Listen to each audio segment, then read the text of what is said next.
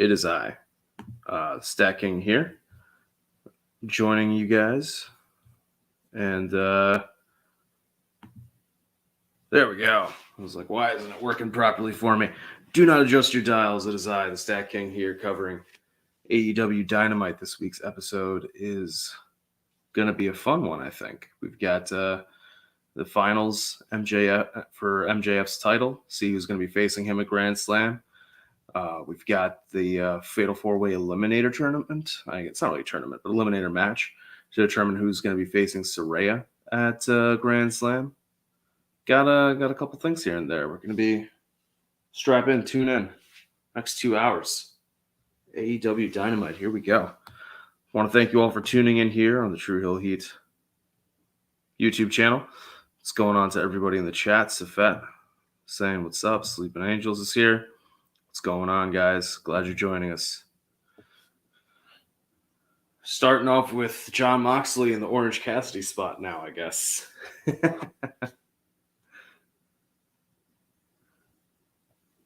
don't remember off the top of my head who he is facing, but we shall see. I'm sure we're going to find out soon enough.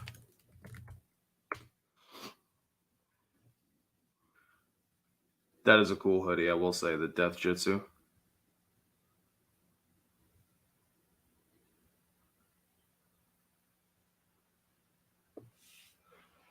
Coming off that big win a couple weeks ago against none other, Orange Cassidy.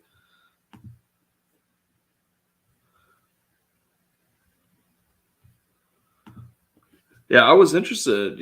Part of me was like, oh, wow, Ricky Starks and Blackpool Combat Club could be kind of the injection that BCC needs, because BCC just seems kind of not stale to me, but just kind of over the makeup of the group as it is right now. But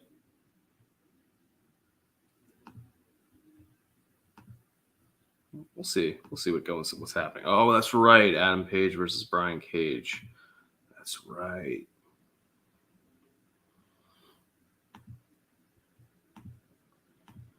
Looks like we don't have too many matches this week. Frantic World joining. Yeah, Big Bill. I was looking at a quick rundown of the card.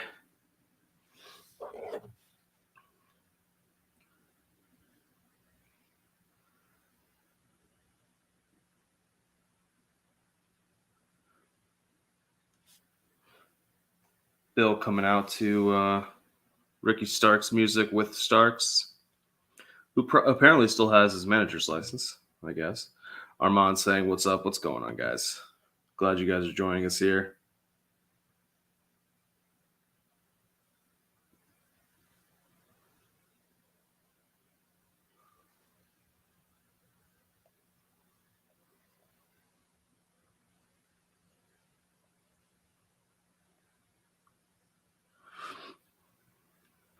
I like how Bill is the guy competing, but the camera's like, we're just going to follow Ricky Starks. We don't really give a shit about Bill.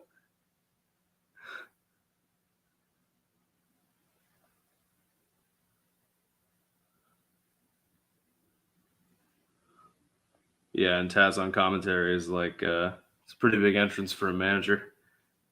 Very true.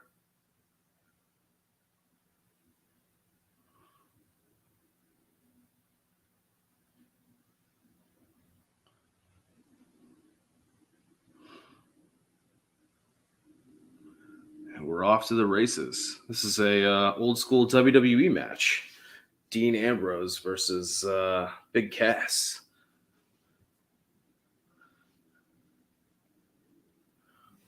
Sleeping Angels say they don't care about Big Cass. That is true, but let's see if Big Cass can make them care about him. Let's see. He's been doing pretty well this past couple outings. He's had some good showings.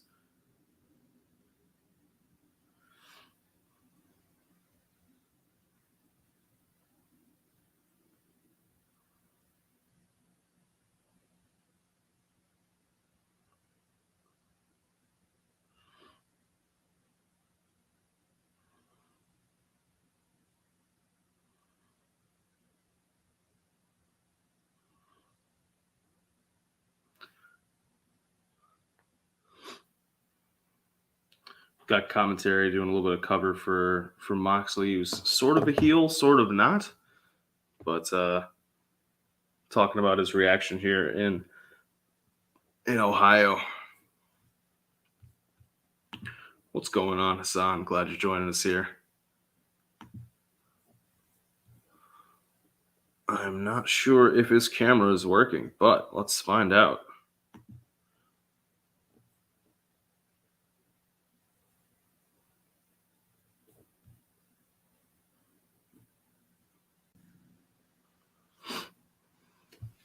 Hassan saying he's voting for Big Bill. Josh, what's going on, sir? How are you doing today?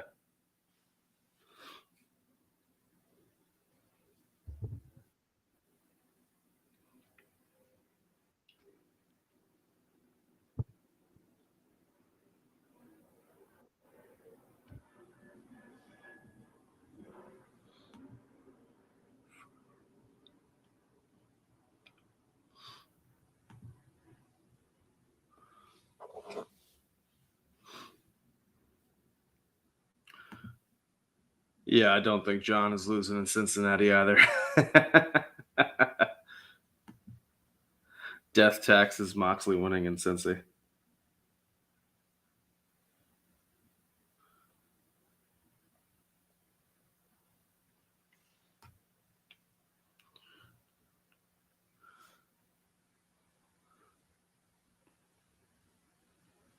Josh, I think your connection's a little messed up, I think. I don't know if you can hear me.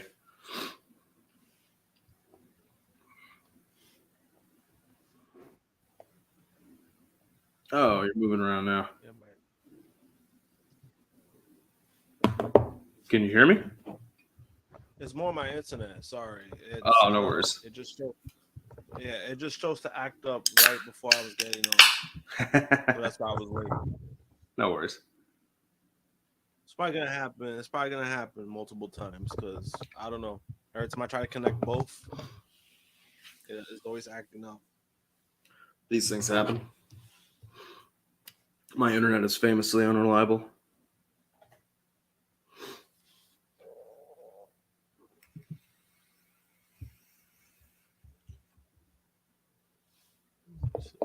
You see, no. This motherfucker's just trolling at this point.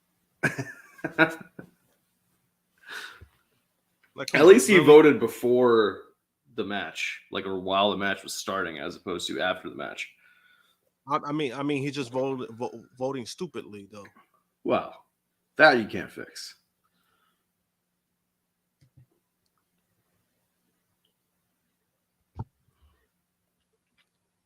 Is there a match tonight you're looking forward to?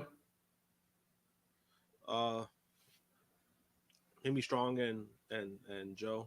Yeah, that's the one that I think that's kind of the big hook for the show.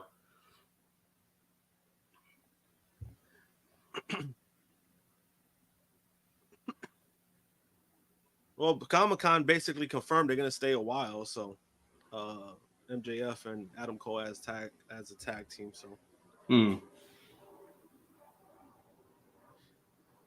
Are you? They're doing photo ops. Gotcha. They're doing photo ops for the event. Yeah. When is that event? There's a team duo one. Next month. Oh wow. Okay. Yeah. So, good bit of time. Are you at Grand Slam next week? No. Gotcha. I didn't even know it was next week, to be honest with you. I thought it was No, I didn't because I was like, I used 2 vacation days. So the last 2 years I went to Grand Slam, I used 2 vacation days. Yeah. Back to back. I used it for the day of the event and the day after, just because I'm getting home late. Yeah. This year I opted out because of that. I was like, it's like I really don't want to use 2 more days when I already used it in August. I used one in July and one in August. Yeah. So I was like, I'll pass on, and then saving up for Comic-Con next month. So I'm picking and choosing what events I'm going to. So gotcha. Are you are you part of Comic-Con or no?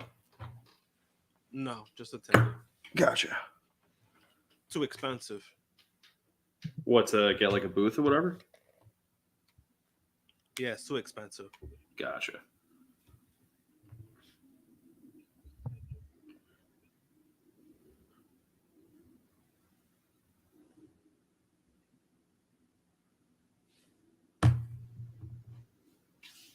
Oh yeah, we do got blood. I'm shocked.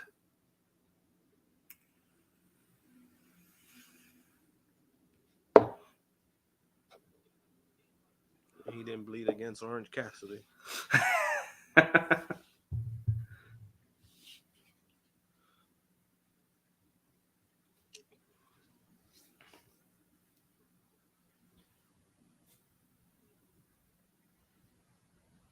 Yeah, I've gotten Colleen through the strap match. I still got to show her the rest of the show, rest of All Out.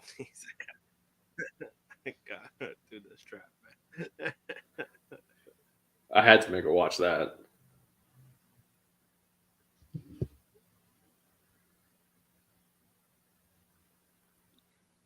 Was she covering her eyes? She wanted to. I figured. I was laughing. I was like, I figured. It's funny because like she's not squeamish. She works in an emergency room, but it's for her, like, if it's the blood is kind of like unnecessary. If it was hard way, then she'd be like, okay. But like when people are blading, she's like, this, you didn't need to do this. It's also different. I think it's different. It was like your profession Right. versus something Right. that you have, like.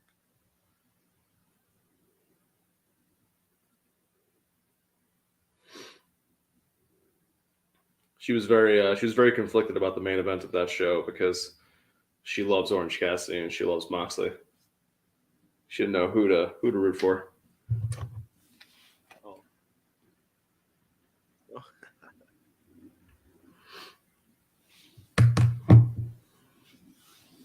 Yeah, it could have gone either way.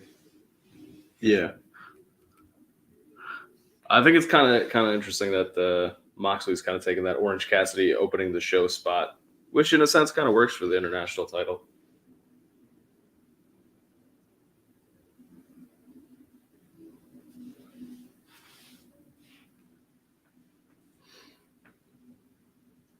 All I know is I ain't voting for no damn Big Bill to win.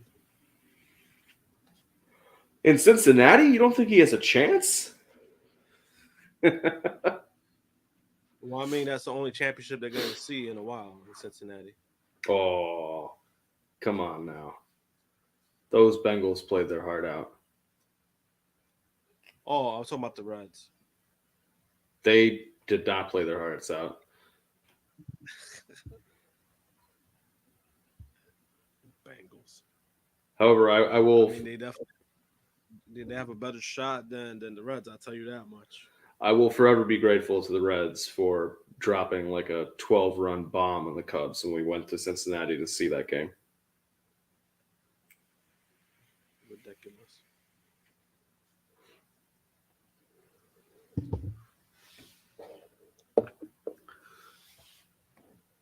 It was like bottom of the second, and they were already through their entire batting order. I just looked over I'm at pretty sure Colleen a lot and more people I'm pretty sure a lot more people went there than the White Sox game. I just remember looking over at Colleen and going, "It's going to be a long day." Granted, this was 2019, but still. Is that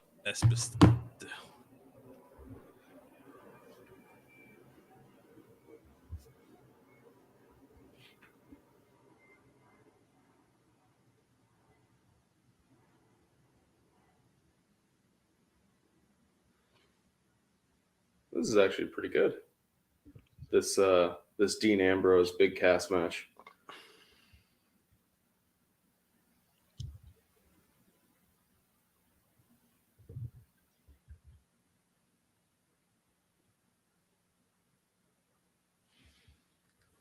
Frantic World saying the Cincinnati Reds need the TVA to help them win a championship.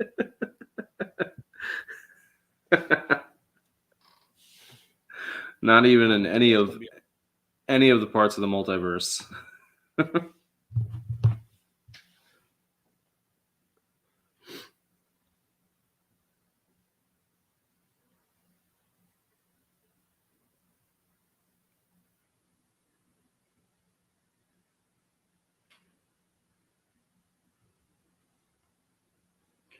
And still, to the surprise of no one but Hassan Terrell, apparently.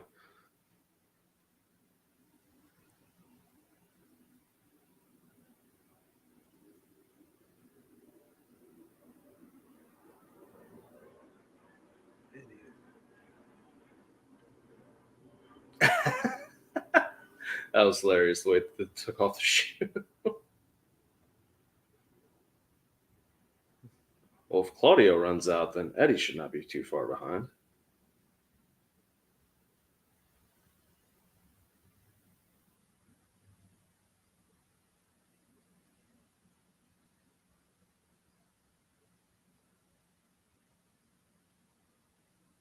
Big cast. I don't know about that one, Chief.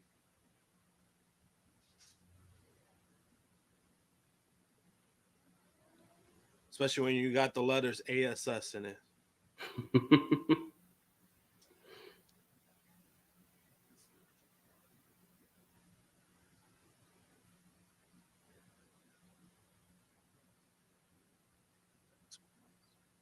He broke my chain.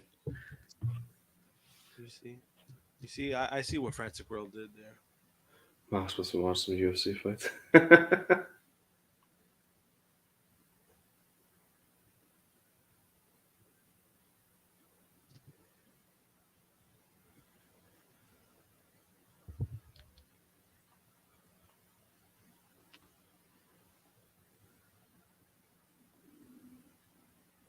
Yeah, the so-called new era started last night. Say that again? So the so-called new era started yesterday. Oh, for WWE. Yeah.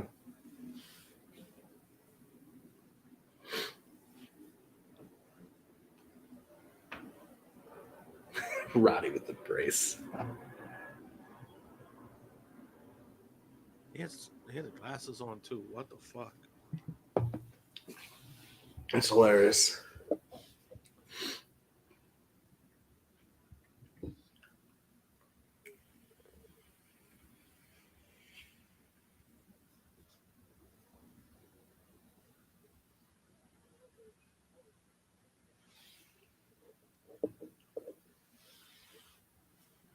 Now he cares about my neck. I think that's what's gonna end up happening. I think Joe's gonna beat the shit out of him. Oh, I wouldn't be surprised.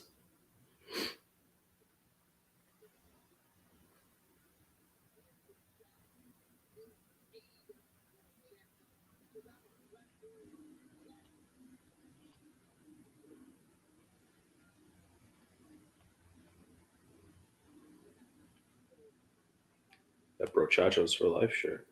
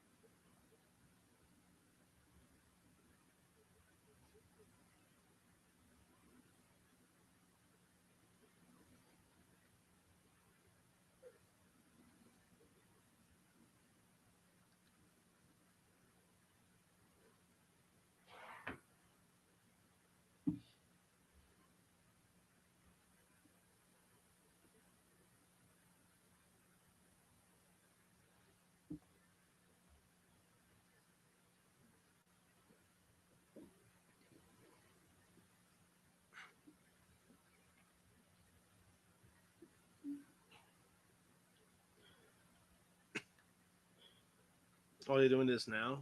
Yeah. This is a horrible fucking theme. Now that I mean, it was bad just on TV, but now that I've heard it in arena, It is so dumb.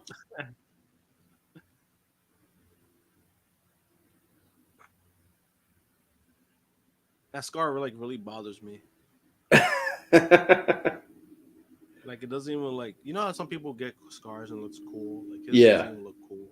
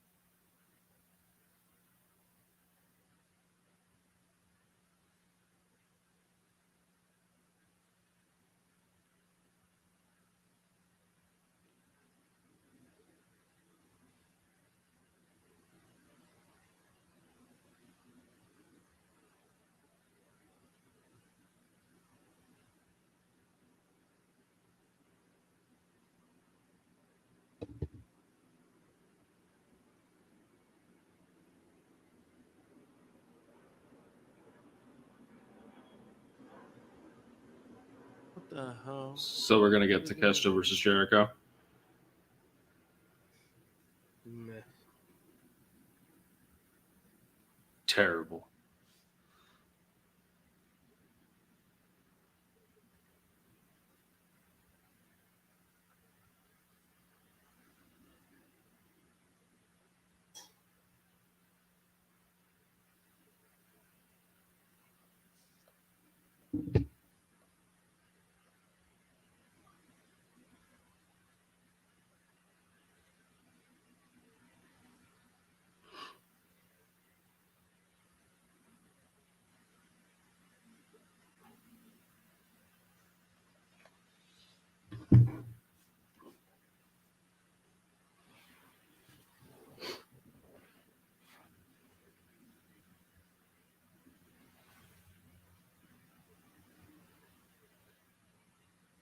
So it's got to be Ibushi.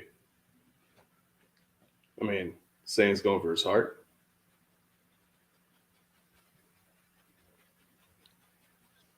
And I'm also a little behind, so I'm gonna find out late. Then I won't immediately reveal it.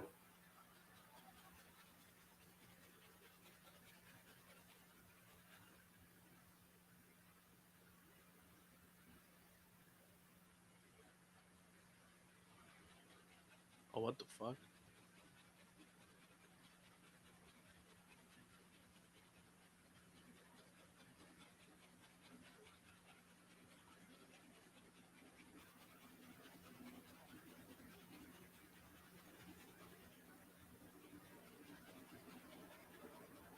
That is a hilarious painting.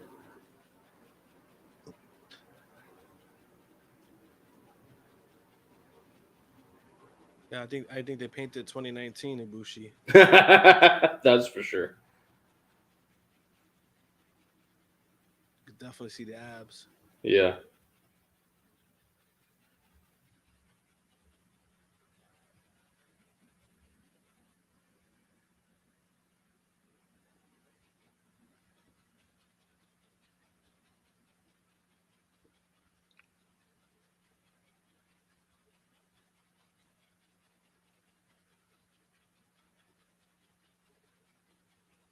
That one streamer that's hanging on Takeshi's hair is hilarious.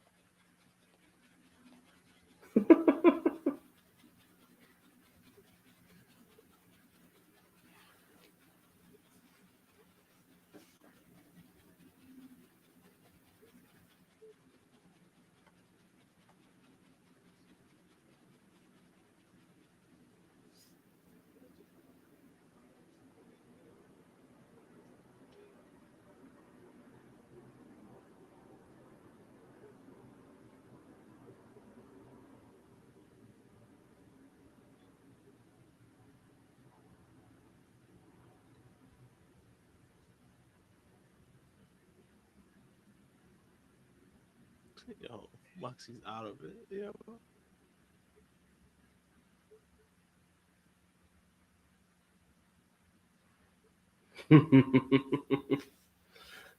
And then in the background, Eddie and Claudio just, Yeah. He just like snuck up. Like nothing. yeah.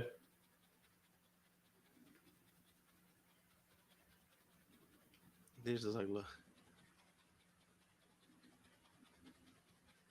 I love the hands behind the back.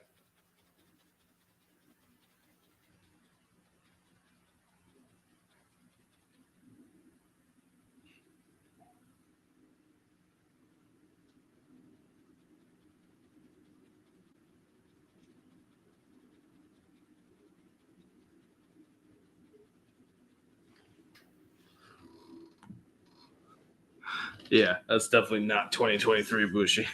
What's going on, James? Glad you're joining us. Frantic World asking, hey Josh, did you see Ahsoka episode 5?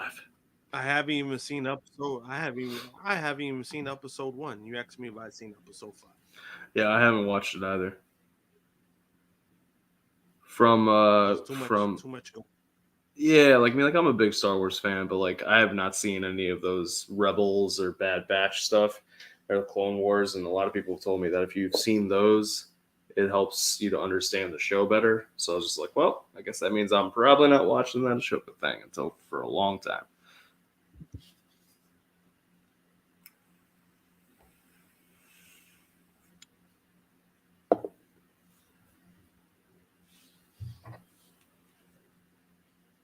Yeah, I just got too much shit going on. As in, like, I feel like sometimes there's days where I don't have enough time in general.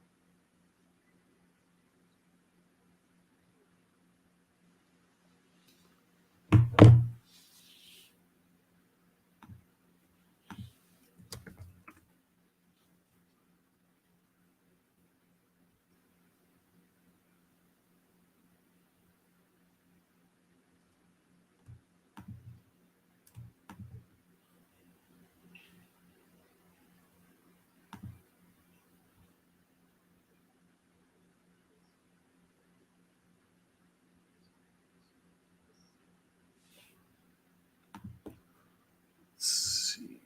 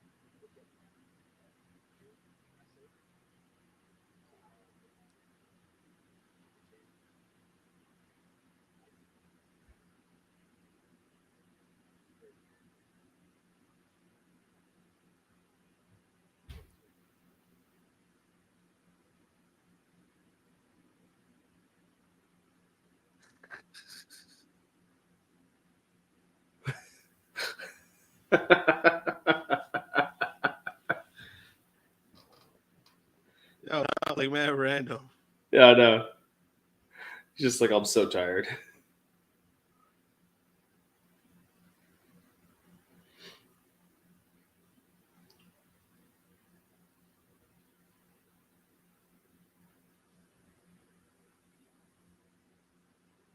Watch for the shoe.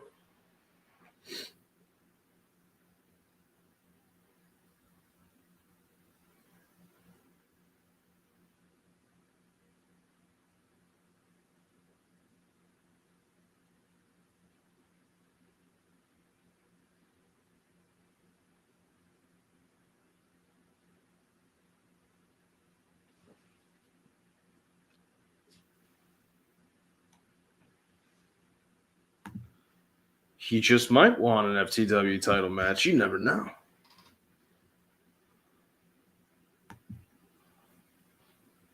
What did I do? Oh yeah. So for Comic-Con, I already bought some photo ops. Yeah. And yesterday I got one for Adam Cole, Nice. and I got the other one of Mercedes. Oh, nice. I didn't know she was going to be there. Yeah, she's gonna be there.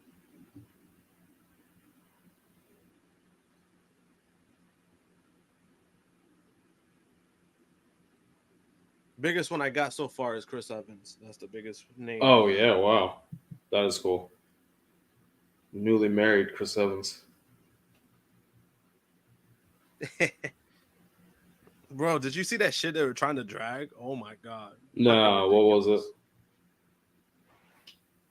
You know how some of these weirdos, they tend to like drag certain shit, right? So he got married, and I guess he's like 16 years older than his wife. Yes. Yeah, I saw that. He's 42, she's 26. Yeah. So people were trying to accuse him of being a P word. Oh. And I was like, that what? is funny. And people were trying to you know, break down like their thoughts. It's like, shut the fuck up.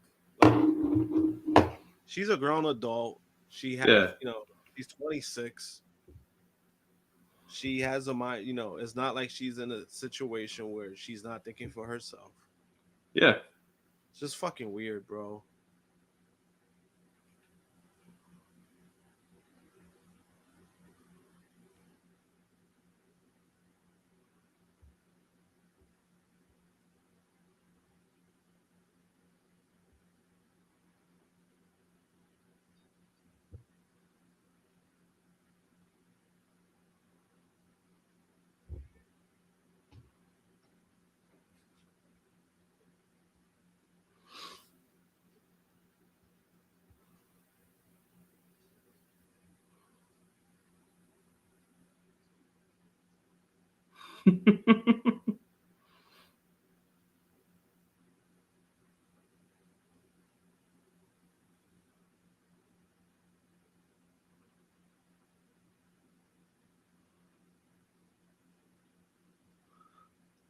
I know it's a little too soon, but I got Toni winning this.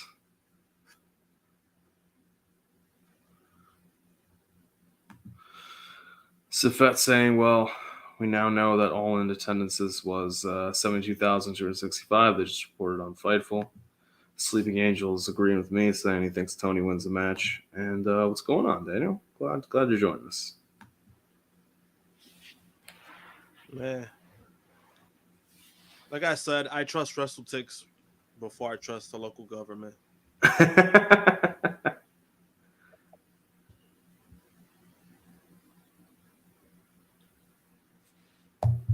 Because basically that's what they're getting the report from. So,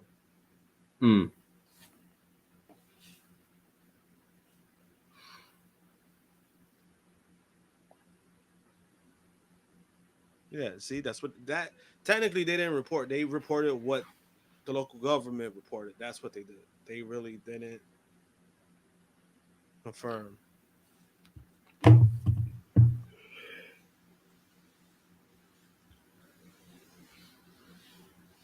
I mean, they sold. I mean, we know that they sold however many they sold, but that doesn't necessarily mean that all those people show up. Though, I mean, 10 grand not showing up seems a little weird.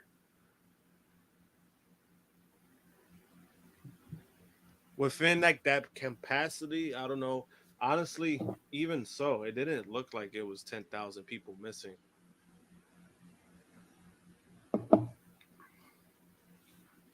You sure couldn't tell from the noise. From the noise, but even visual, it didn't look like there was a lot of empty seats. Like, yeah, there were some sections, like the sections, when these guys were fighting at. But that was a given. That was more up, but I didn't see anything significant. Like, so who knows? It's just, I don't know. People are trying to find ways to drag it. Yeah.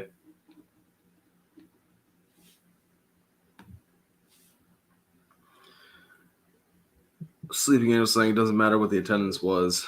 It was a success. The only reason why it kind of does matter is because AEW keeps touting it as the largest attended and sold show in history.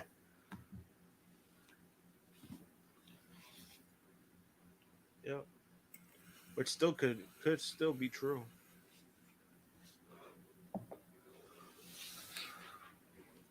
It's like if we're gonna. Which again, I mean, I'm not.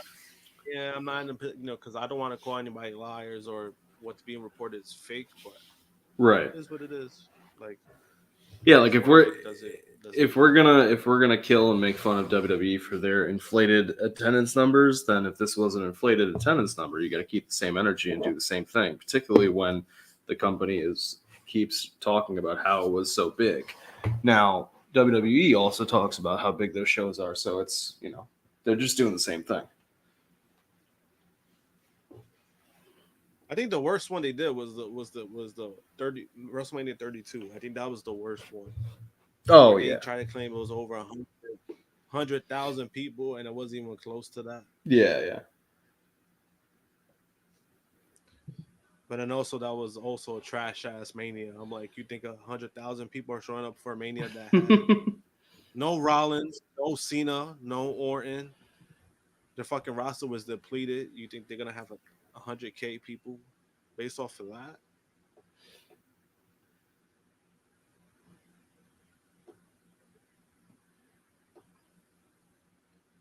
Are you trying to tell me that Triple H and Roman Reigns aren't draws? Definitely not at that time. That was a terrible match. It was. Great promo video though. Yeah, and it's crazy too. It was terrible because it went longer than it should have. I think if you'd have kept it like 10, 15 minutes, then it's Yeah. probably a presentable main event. But that match went way too long for a guy who was training downward in Triple H at that point. Yeah. All that shit matters. Like, you just can't make 20 minutes and think is like, no, you got to work to people's strengths. And at that point, Right. Trips has no business working 20-minute matches. Then he had that was before that long ass Batista one, right? What happened? That match with Reigns, that was before the long no holds barred with Batista. I think that was 34. Oh no, you're probably thinking. No, you're thinking about 35. 35. That's it. Yeah, that was like years after. That was like 3 years after. That one was, to be honest, I really don't fucking remember that match. I only remember like Triple H doing that spot where he with the camera ripped off like. Yeah, that's the only thing that I remember. Toni steals the win. I know this guy won. I know Triple H won, but that was about it. Yeah. Yeah, I really don't remember that match.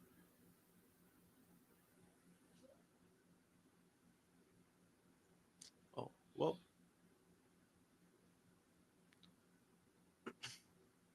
Saraya versus Toni Storm next week.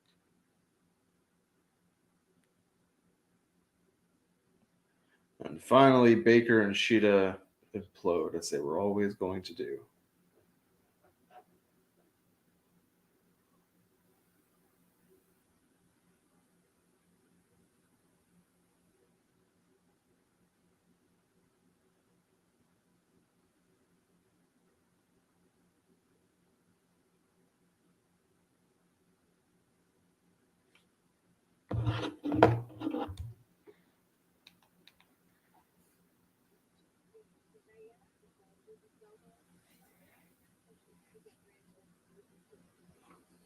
Oh, we changed her hair color.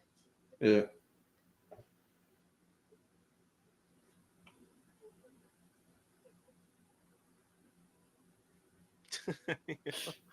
Yeah.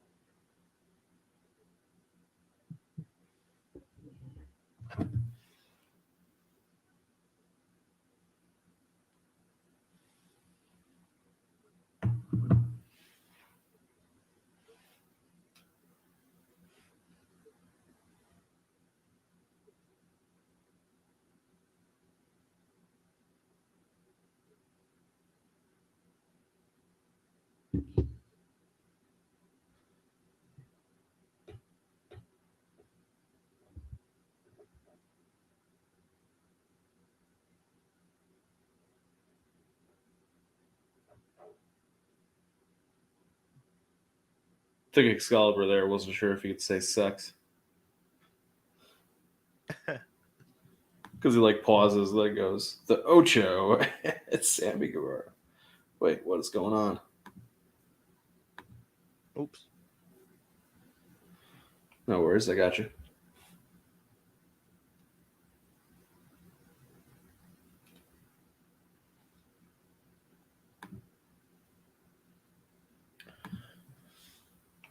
What do you think about this? That's where I can see Mercedes coming out after she's clear. At Grand Slam, I'm assuming he means. I don't know. I think she needs. I don't know. I mean, that would be a good spot, yeah, but um,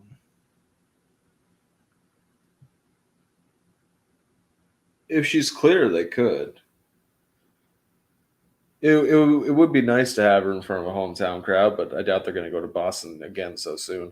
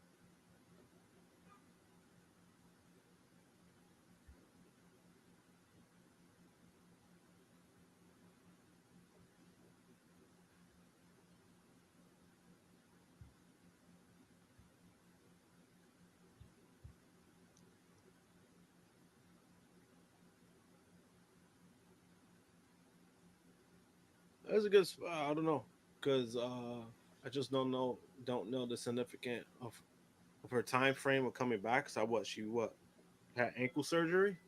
Yeah. I mean, the injury, I feel, was it was in, I want to say March, I think. Let me see. When did she get injured? No, I think it was after that. It was. I think it was after March, because she did have the title for a good for a while.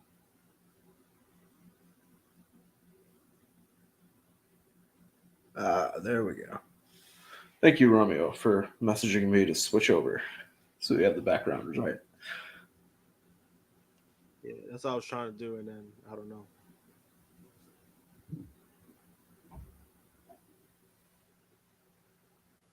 Yeah, let me see. When was her injury? Let's find out.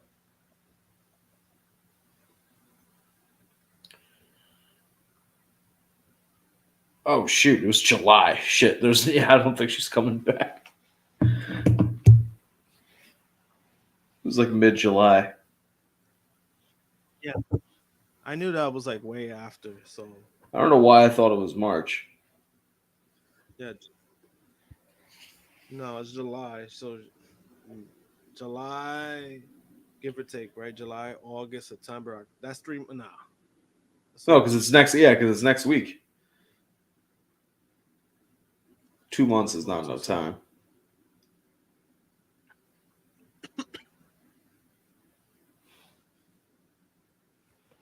Even so, like I also wouldn't put her in a situation where you just like she shows up just to show up. I think that would kind of be a buzzkill, Right.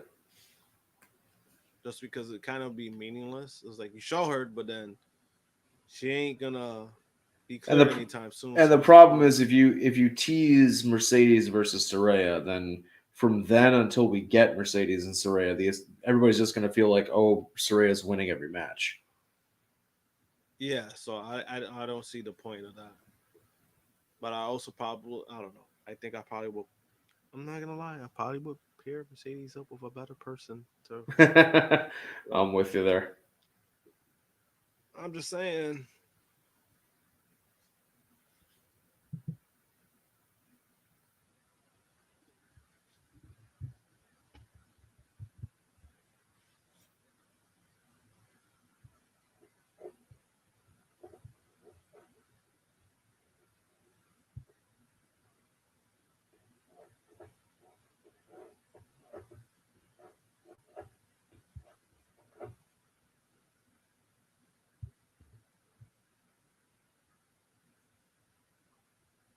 See, I want to see some bullshit happen.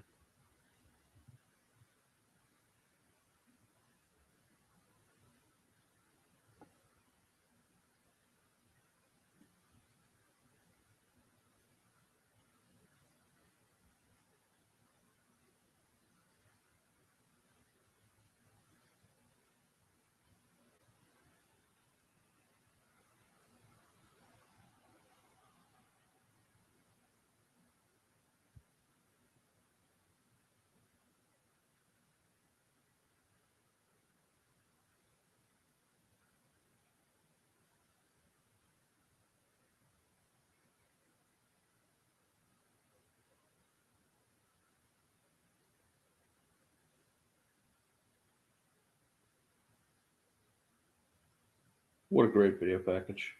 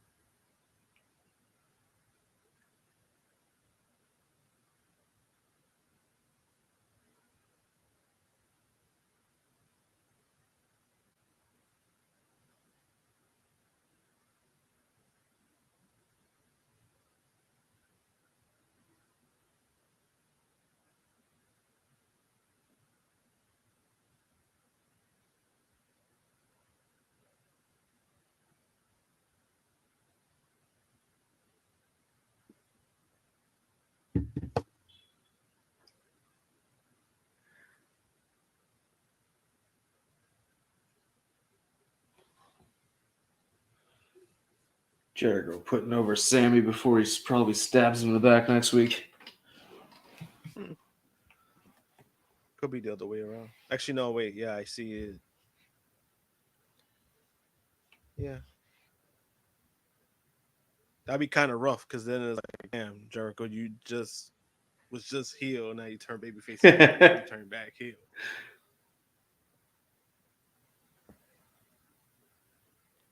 The problem is, it's just, because of his story and everything, it's really just easy to root for Sammy.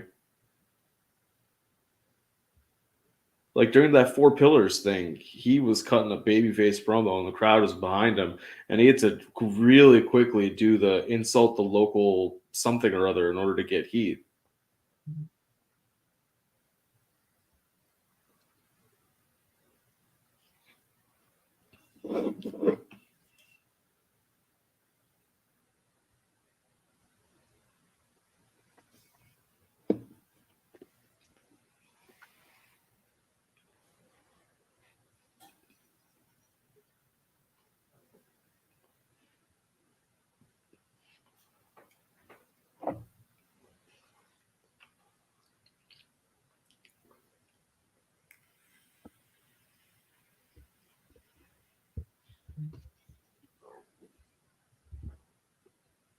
Falcon Jericho, you sure about that, pal?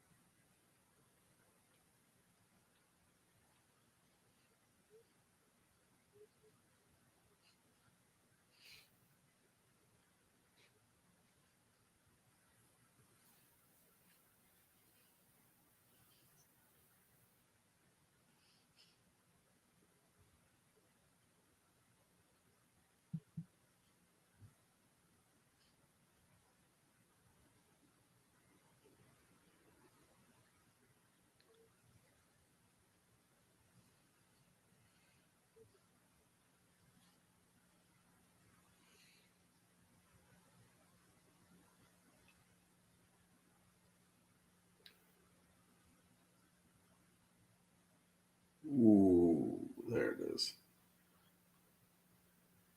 What he saw?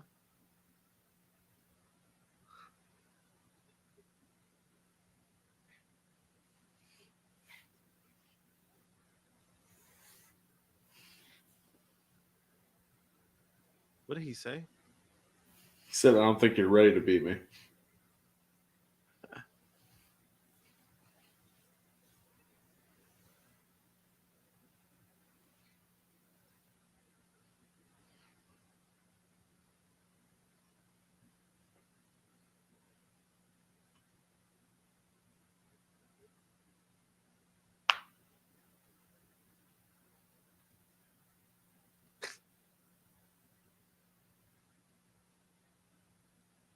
Oh,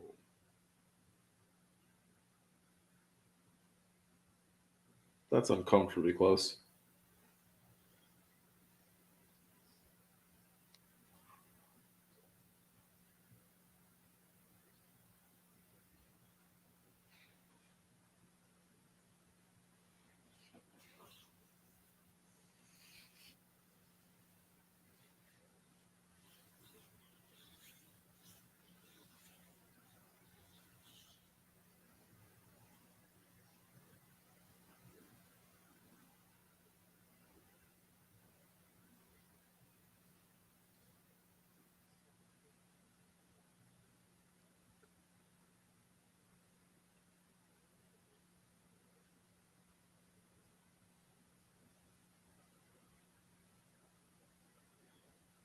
That was uncomfortably close.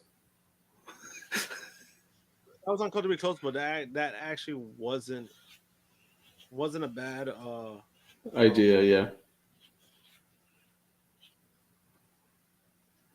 Especially like those kind of promos where it's not like the obvious turn, whatever the case may Right. be. Yeah.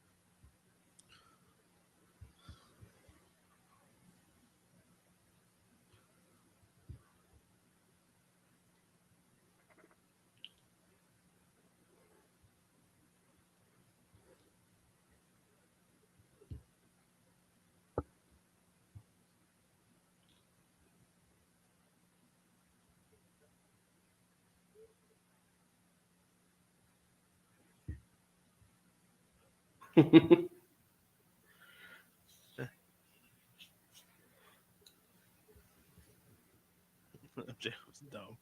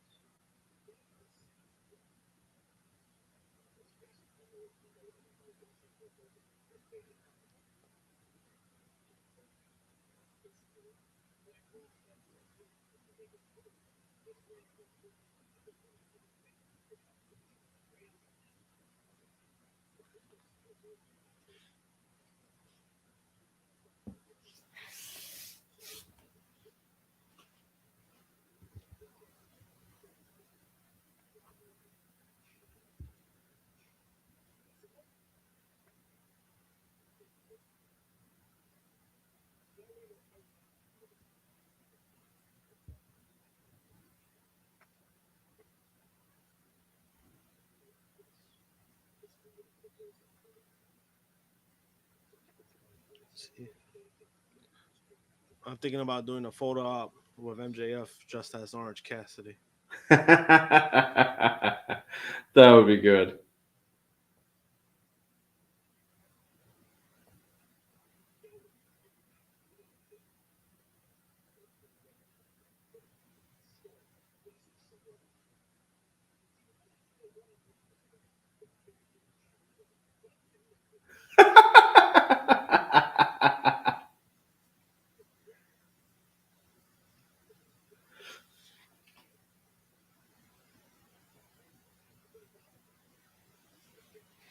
That is hilarious.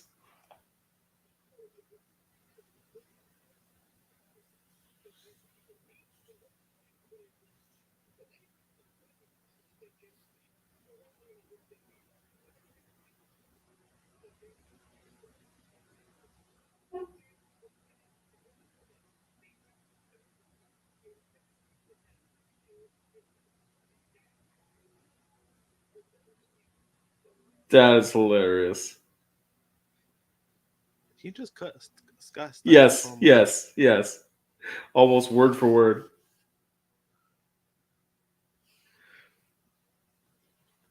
And then Taz just goes, that sounds like some University of Michigan math.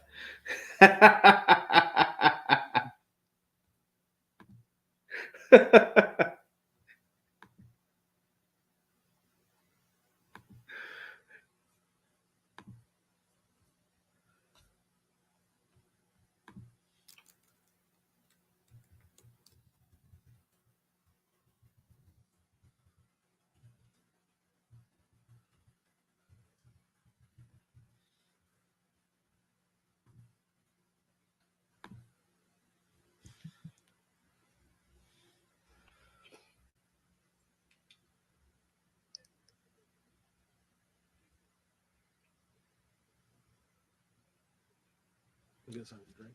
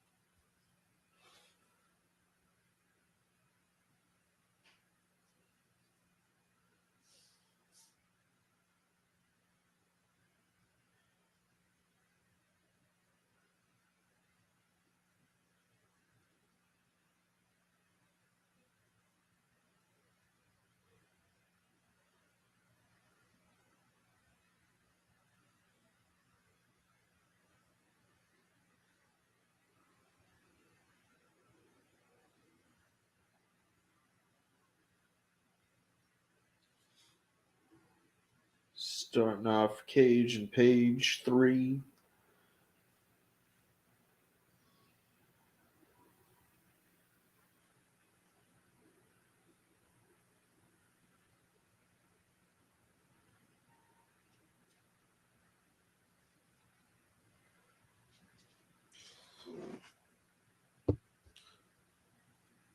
Hangman versus Brian Cage.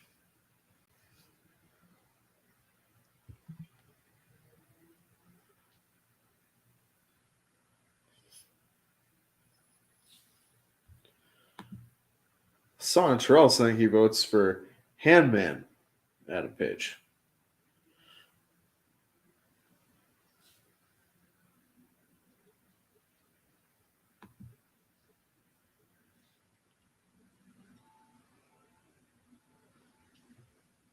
The fuck is a Handman? Like how the fuck you missed the G? There's a fucking G in his name.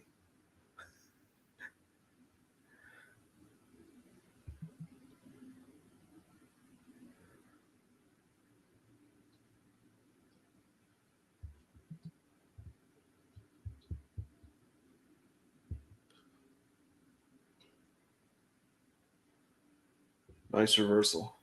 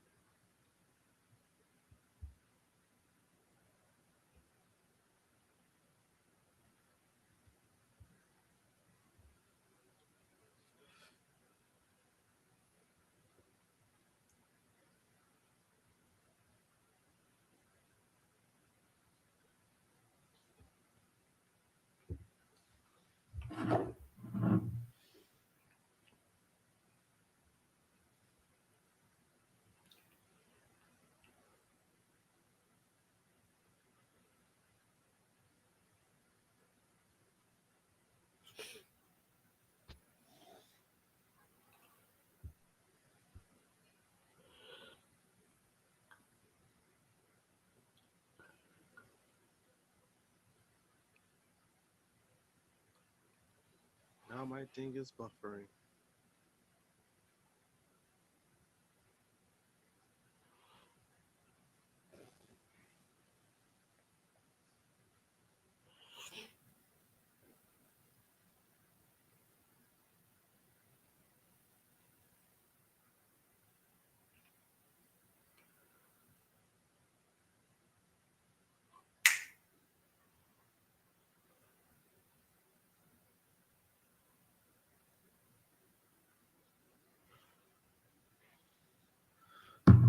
Swerve coming out to provide the distraction, wearing one of those horrific Mobile Embassy shirts.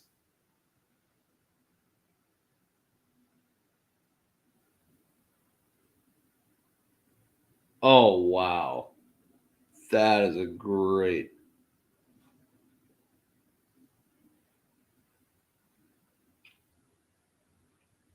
Oh, I'm sorry. That shirt, that Mobile Embassy shirt, is absolute dog shit.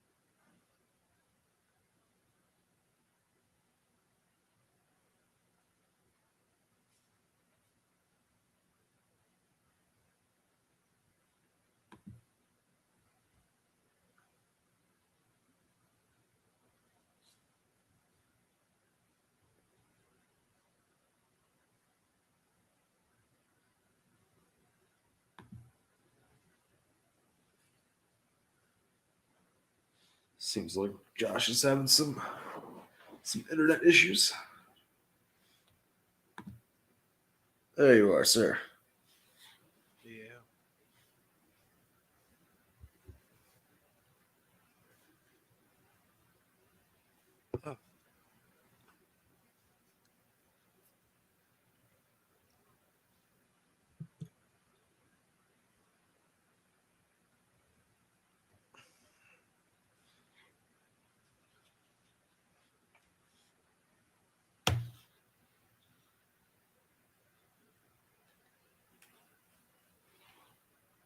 Oh, I forgot to mention to everybody, by the way.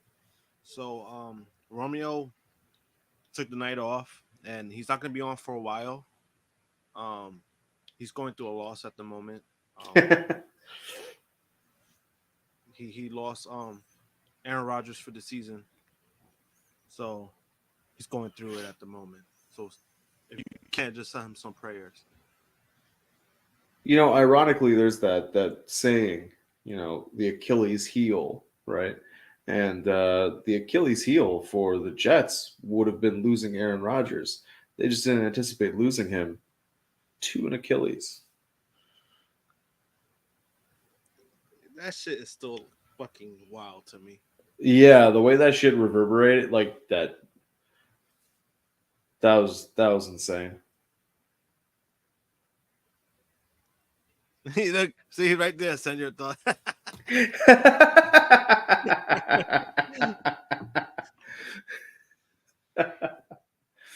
uh,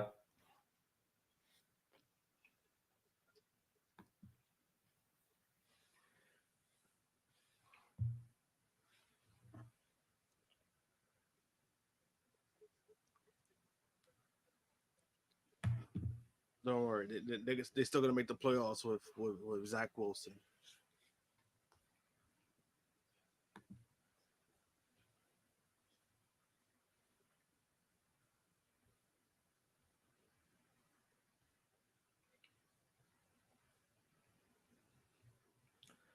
during those few moments when Aaron Rodgers was the quarterback for the New York Jets.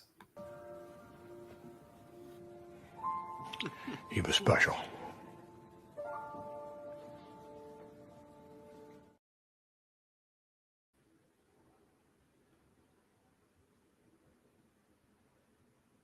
Yeah, that was a video I used for Jason Dominguez. Fuck.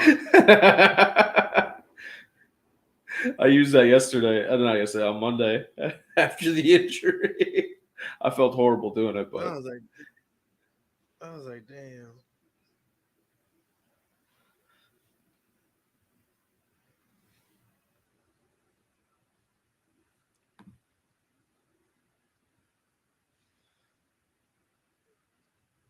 Yeah, I mean, at most, man, I was really hoping it was just a sprain, but once I saw his calf, yeah. it was like, yeah, he's done for the year. But Well, my thing is too, what I question too now is if say if Zach Wilson does have like a good season, right? He right. has a presentable Yeah. season.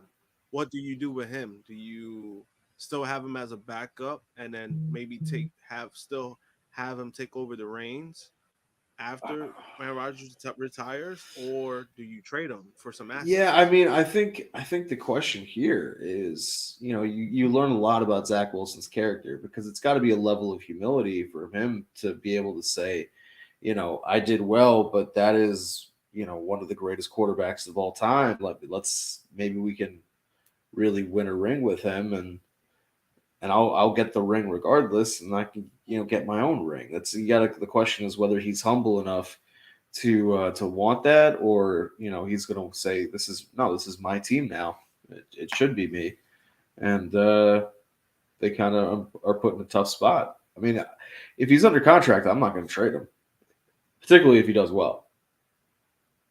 Because then I Yeah, look because at he him and I still go, if Rodgers goes down again or anything happens, or like look at him and say, hey, we'll give you a fat contract.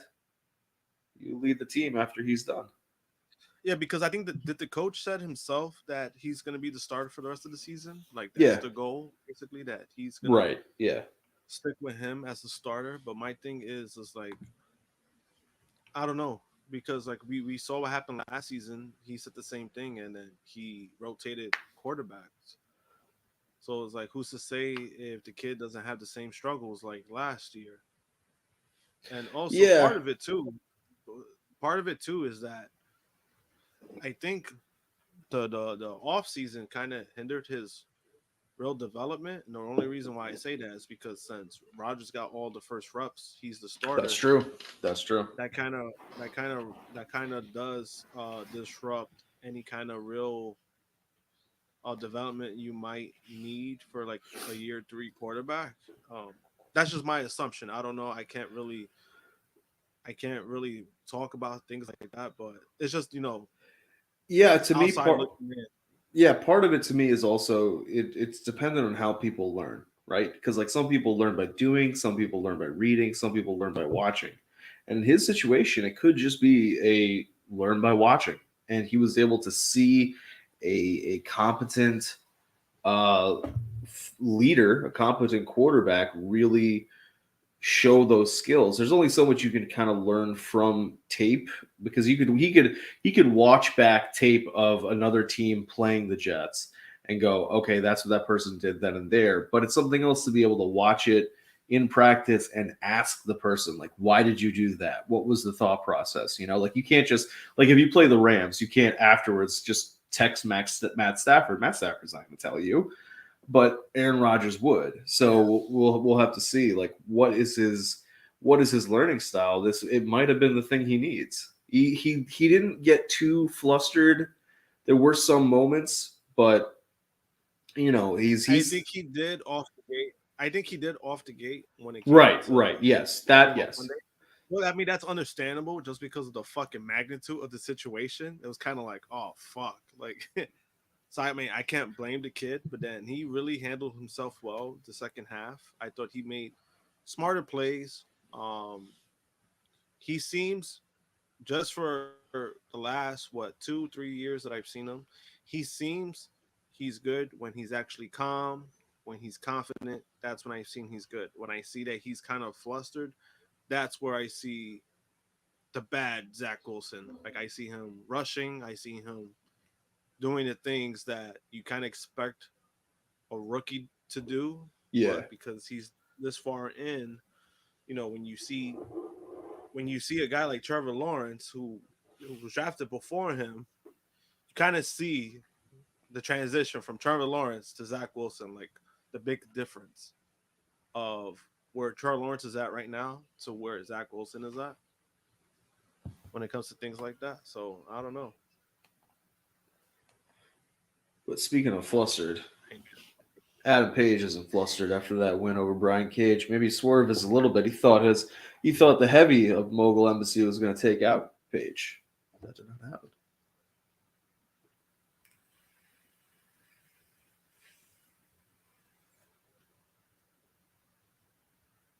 If you think about it, right, they had Cage go after him first. It's kind of shows you what they think about Swerve. Yeah. If you really think about it, that's a good thing on his end. Wait a minute. He had a microphone this whole time? What the fuck? That's funny.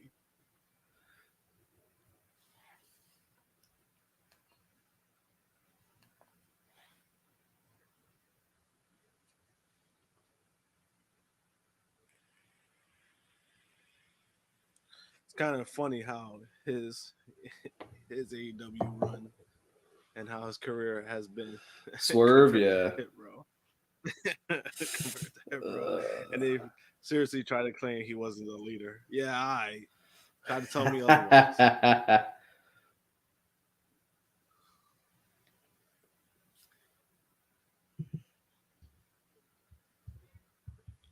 His talking has gotten better though, I would say. His what? His talking has gotten like Yeah. levels better.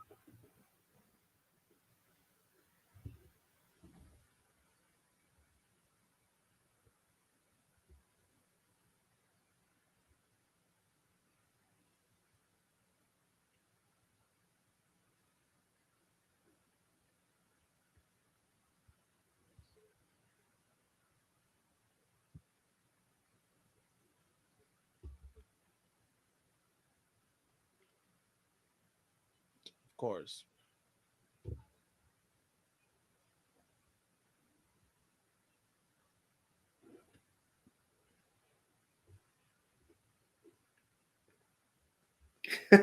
Nana with the dancing.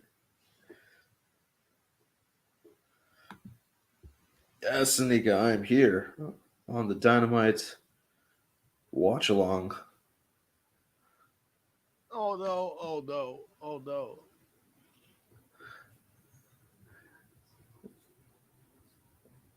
No, Nika, he doesn't want to do things at Wrestle Dream because he said he wants to do it in his hometown, Seattle. Who? Sort of. He said, Nika was saying, what about Grand Slam? Why wrestle in front of New Yorkers? We can wrestle in front of Yeah, Seattleites, and then also Seattleans. this is kind of a good development for these two. They just got into the feud last week, Yeah, so and it gives them it's time. not like October 1st is really that long away. It's only a couple weeks, and you'll be able Yeah, to now get a trios match between Hung Bucks and Mogul Embassy. yeah. So I mean, that doesn't need to happen in Grand Slam. Grand Slam already has like good matches. I think that's fair.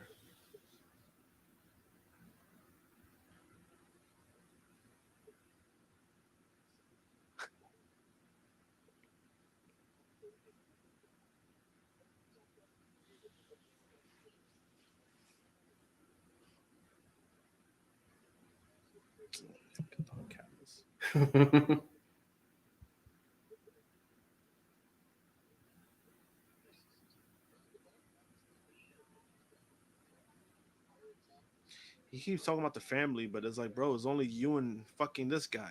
Yeah, it's all you and Takeshita. It's like, bro, what are you talking about?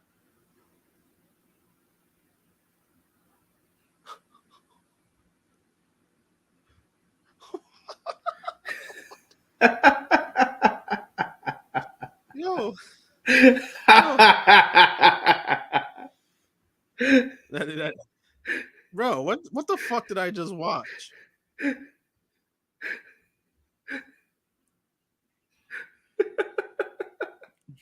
Yo, what the fuck, man? Bro, what the fuck was that?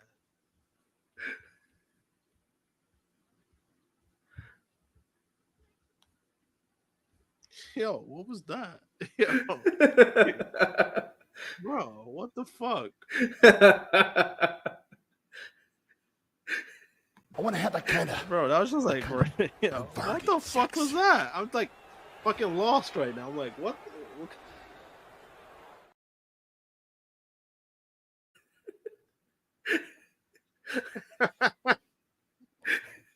Yo, This is you after watching I'm that. serious. I'm not gonna sit back and take this fucking shit. I'm like fucking.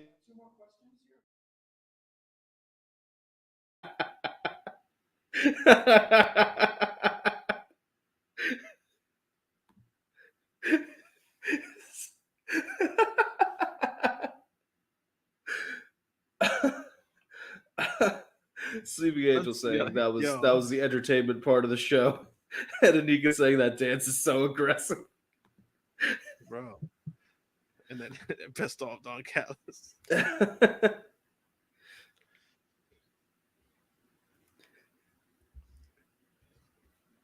I ain't never want to hear Kel complain about that when he has a damn scissor me shirt.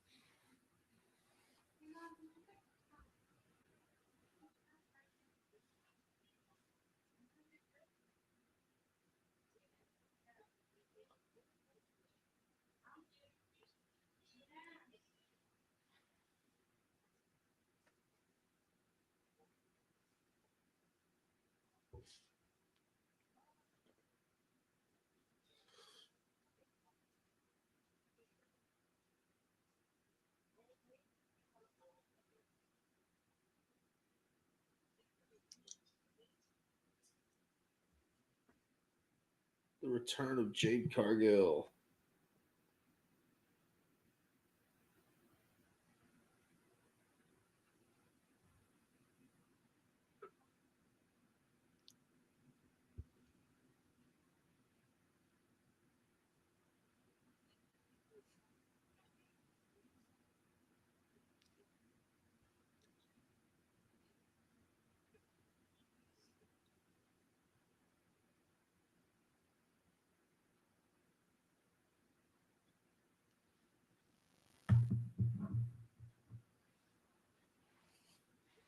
Doing the rematch on Rampage. That seems wrong.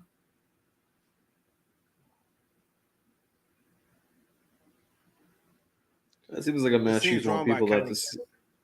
Well, it seems like you'd want people to have to see that live as opposed to being able to get spoilers. And it's not like you don't have a Saturday show. I mean, that probably tells me because she's probably retaining. Yeah.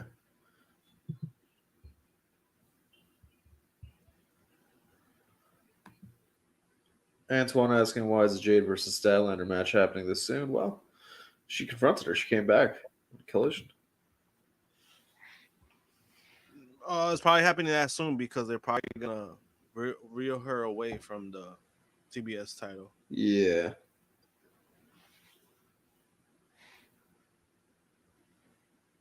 I mean, that's my guess.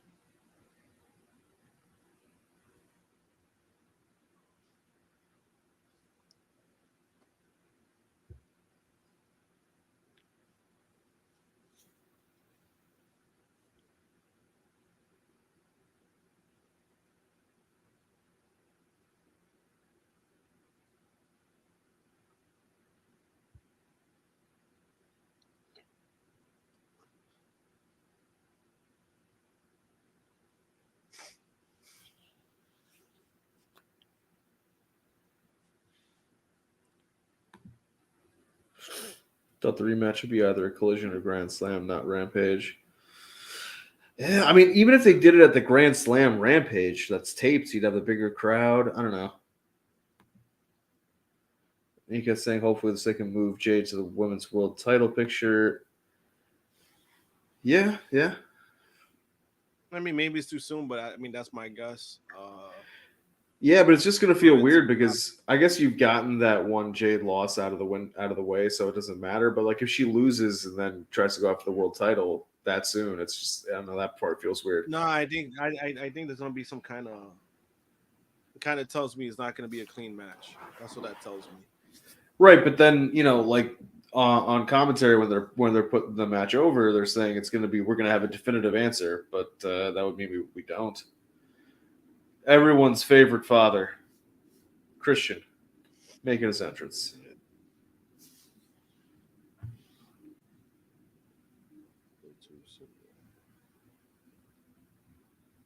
I mean, is it really too soon to be honest with you? Because no, not soon, not soon in the sense of Jade going after the title. I'm saying if she wrestles Stat, not you. No, I was reading from the. Oh, sorry, my bad. Still too soon though. It's just I don't know. Me honestly, if I would have brought her back, I wouldn't even match her up in the TBS title match again. That's just my take. I would have brought her back to just go after the title, the main title. I mean, like in a sense, I can understand it because from a character perspective, Jade is like, well, I shouldn't have lost. Like it was a sudden thing. It was a surprise opponent. Let me get my get back kind of thing. So I can understand it from the character perspective. Yeah. But also when I try to see the booking of things like this, I try to tell myself like, hey, maybe there's a plan to this. Maybe there's a reason why this is happening like this. So I just gotta wait and see. That's fair. To see what really that's happens. fair too. So usually that's how I try to look at things. Sometimes it could be bad. It could be shit booking. That's fine. Sometimes I just can't. I don't know. There's certain things I could really say, hey, this is too soon, or that's too much, or whatever the case may be. But I want to tell myself, I'm like, maybe there's a plan. Right. And she just came back. It was a sudden. She wasn't planning to come back anytime soon either. So having her come back this soon, in general, kind of surprising.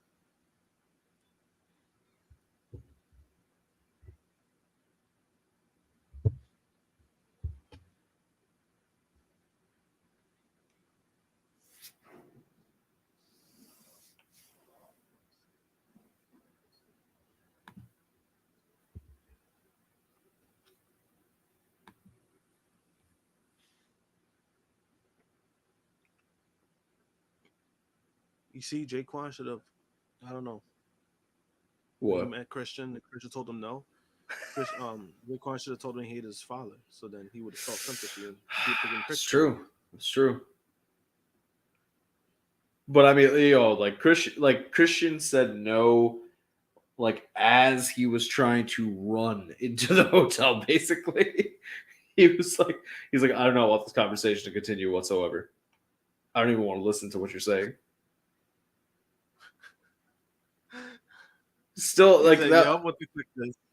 Yeah, still, I would say that's that rejection was tied with mine when FTR showed up. They wouldn't take a picture with me because of the Bullet Club gold shirt. Oh, for real? Yeah, no. Well, I mean, yeah. So like, they took a picture with Jaquan, and while they're taking the picture, Cash is like points at me because I'm the one taking the picture, and he's like, "We're not taking one with you though," because like I'm wearing the Bullet Club gold shirt. And I was like, but like he's laughing while he says it. So like there's a part of me that's like, oh, he's joking. But then the other part of me was like, this guy pulled a gun out on somebody when he was driving. I don't know if I want to push my luck. I was like, I'm not going to bother. I'm not going to see if he was joking. But like he sounded like he was joking. They also, it's funny too, FTR, they are actually going to be at New York Comic Con as well. Oh, that's cool. So I'm thinking about meeting them as well.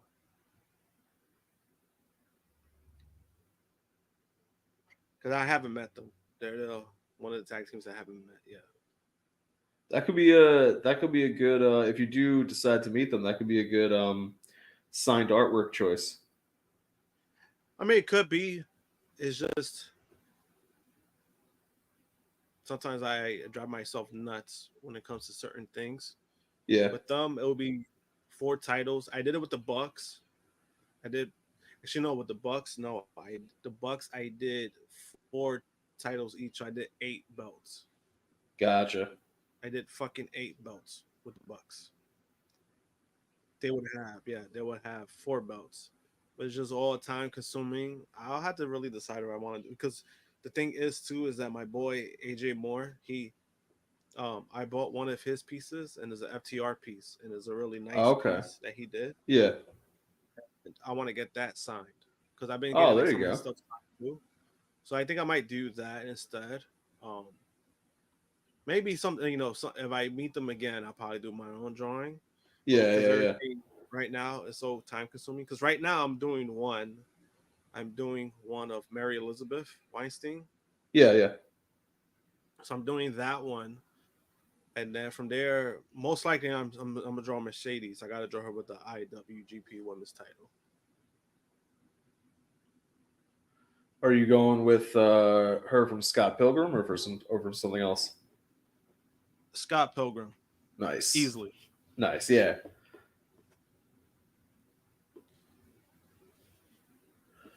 Well, that's the main reason why I'm meeting. It was for that. That's the main reason why I'm meeting her. I mean, you never.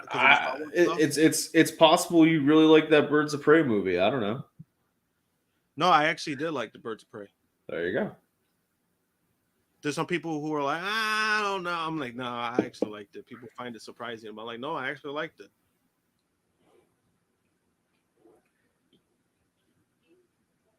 Because it kind of was like the comics.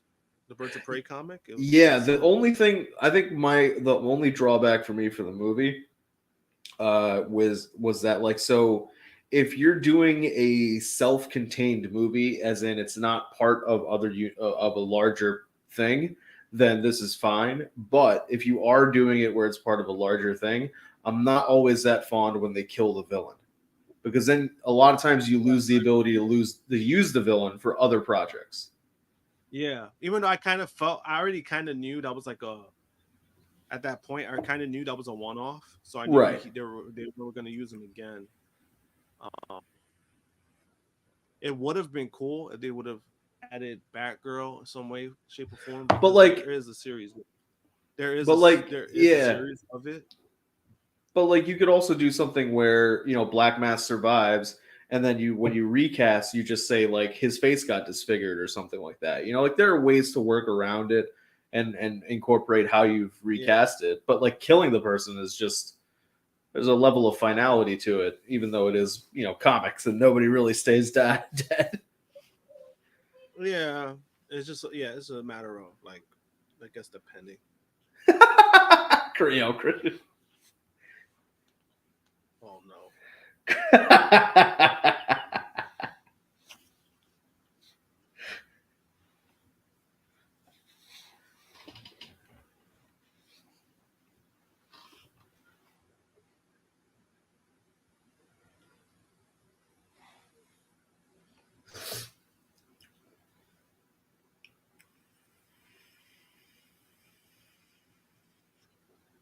Oh.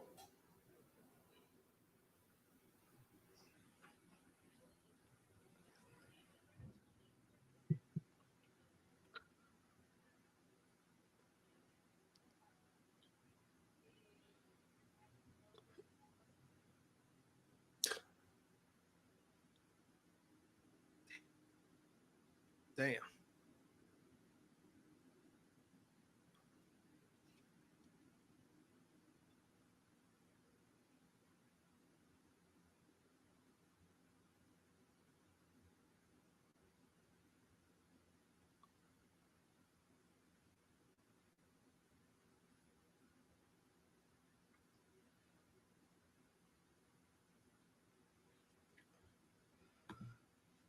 Why did Christian have to bring up the Cleveland Browns? Because he knew it would get that reaction. Because the Bengals stunk up the joint after Burrow became the highest paid quarterback in history.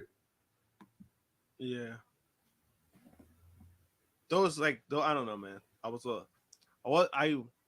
wasn't annoyed with the memes, but it was kind of just, it was more stupid to me than anything. Yeah.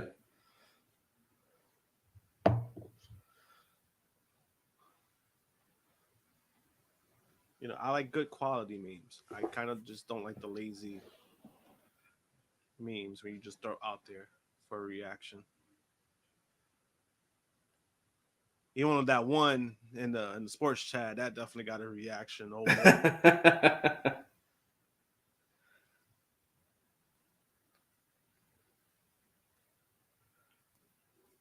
Iron Savages.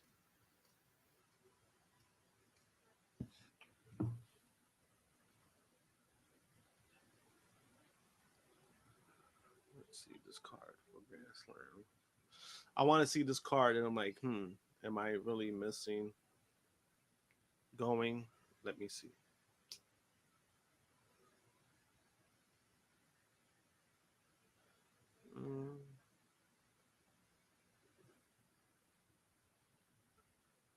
I gotta see who's going because I'm gonna ask somebody to buy me. I'm pretty sure they're gonna have a special edition Better Than You Baby shirt, a New York one. I want to see how it looks. That would be cool, yeah. And they do one. So you saw how they did the Bulls one. And they do one like the Knicks. I need to buy one. Yeah, I got the Bulls one for Colleen. People were like hitting up Ryan Pro Wrestling Tees about it, but Ryan already told him it's a event exclusive.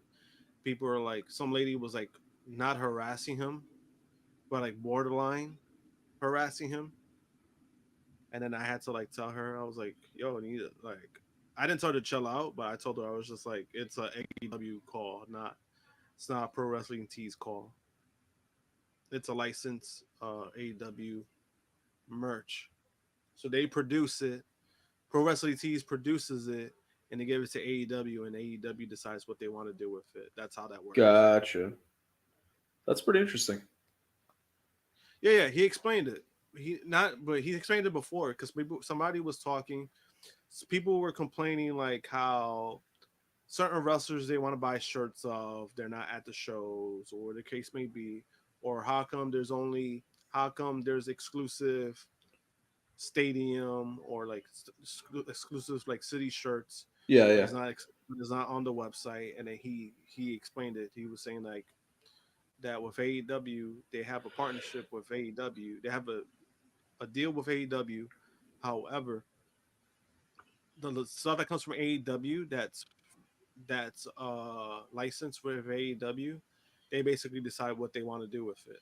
Mm. So like there's stuff with AEW on their website that you won't see in Pro Wrestling Tees because it's not the same. Technically, it's not the same thing. It's the same layout, but it's Yeah. technically not the same navigation of things. So you'll find it on that website, but you won't find it on Pro Wrestling Tees because they decide what they want to do with it. So if AEW wants to sell those shirts, like those city exclusive shirts, it will be their call. And like, hey, we're gonna post it on our websites. Right. And then Pro Wrestling Tees can make them. They're the ones that are still making them. Yeah, yeah, yeah. But I have always been confused as to why there aren't more wrestler shirts at the shows. No, that's why Ryan said that it's their decision. They basically pick out who they want, what shirts they feel like is gonna sell, and that's how they go about it. So it's literally whoever runs, I guess, like the merch stuff for AEW. They're the ones that are making decisions. For us, they're just listening to they're just listening to their boss. Whoever, Right, yeah. It's what the order all is. right, guys. Yeah, exactly. They're just following what the company wants. Yeah, and I'm saying like I don't understand some of AEW's decisions in that regard. Oh no, I agree. Because like the first Grand Slam, for example, you would think they would have like more like Santana Ortiz stuff because they're from New York. There was nothing of that at Grand Slam. At the first one, at least. Yeah, like they'll have a lot of AEW branded stuff, but they won't have a lot of individual Yeah, wrestlers stuff. and I think part of it too, from what I know too, part of it too is it has to do with like the royalty fees. It'd be kind of hard to track those kind Yeah, of sales, yeah, those kind of things. So I do kind of understand it, but I also understand the aspect of the consumer. Like if somebody wants a certain person, of course you're gonna have to pull that out. You should pull that out, see how it goes, and then move from there. But they do what they want to do with their stuff. So well, yeah, but it also you would think that in 2023 we would have the ability to better track inventory and things like that to know no, it's true. who is selling in building. Yeah, it's true. But I've also noticed with some venues because of how their layouts are. Even if you get like, say for example, like if you get a receipt, if you get like a receipt, Sure, it doesn't show like the person you bought or whatever the case may be. So that could be part of it too. but it would It's still kind have of a like a yeah, SKU number. yeah, that too. But I guess there's certain I don't know. I know there's certain venues because I know Arthur Ashe is kind of like that. Hmm.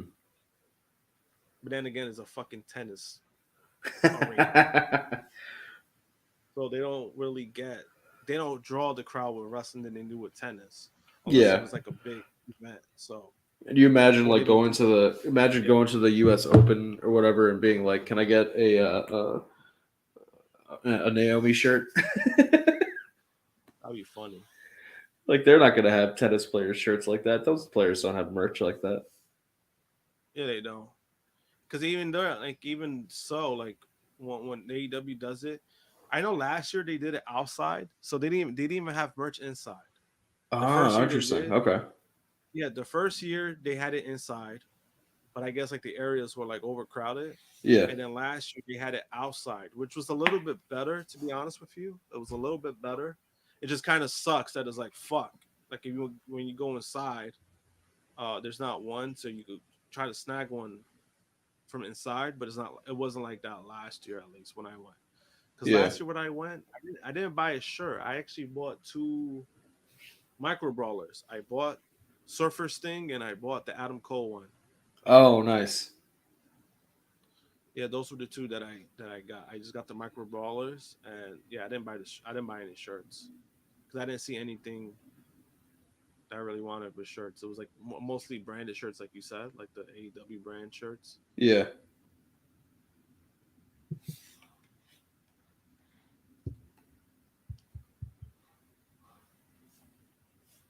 You know what's funny? He comes out with the fucking neck braces. He's been wearing it, but when he wrestles, he doesn't. He takes wear it off. But you know what is very interesting Like- to me is that they didn't have the wrestler merch stuff at Starcast.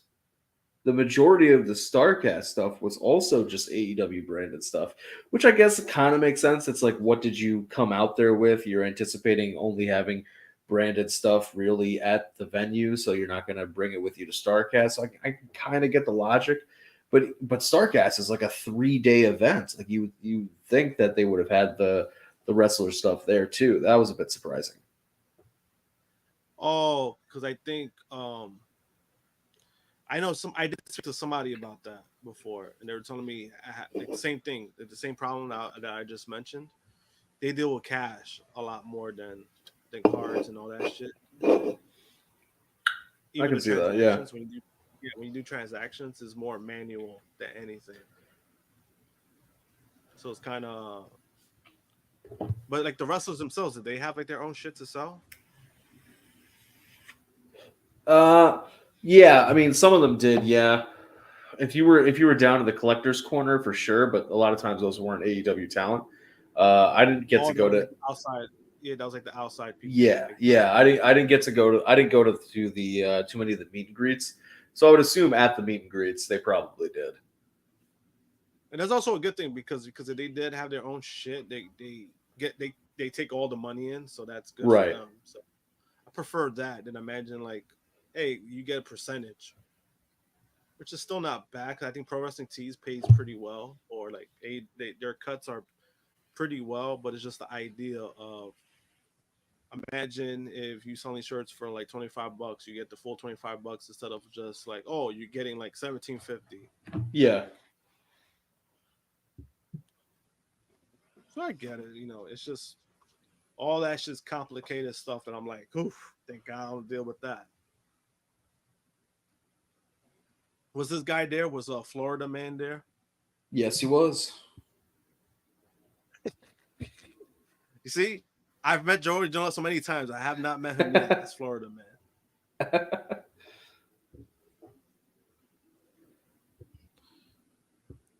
What was it? Florida man started because of the fucking, I think the COVID thing. I think so, yeah. I'm just frustrated. They kicked him out of the fucking the fucking hearing.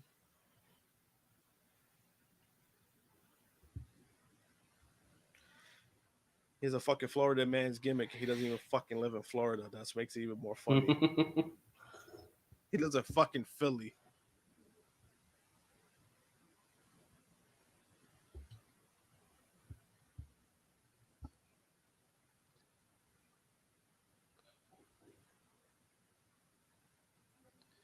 He said Roderick Strong might get the W over Joe. This is the second match. No. I don't know. I don't see that happening.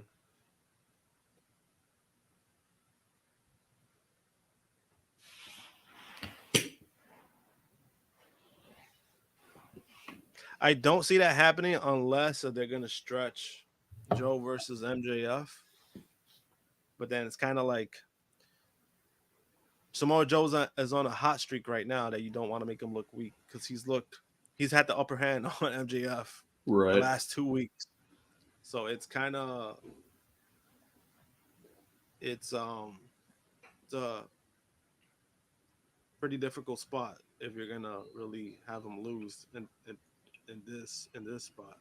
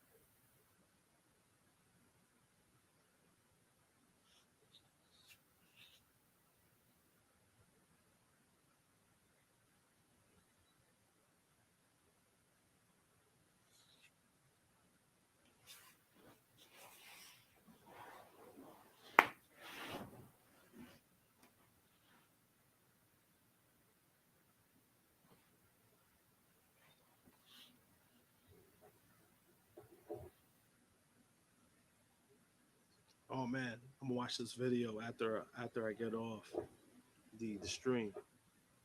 What video? There's a video for Microphone titled "The Biggest Waste of Talent in the NFL," and it's a video of Austin's former boy, Claypool.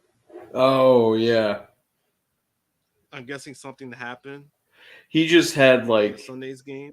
he had Deadpool's maximum effort, but completely the other way when it came to everything he was doing on Sunday.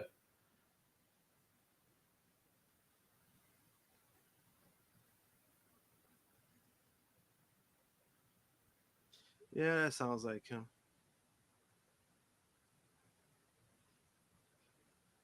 Roddy getting shellacked right now, getting beat down. He's still got that injured neck. Yep. Joe doesn't care about that neck. Joe's the one that injured that neck.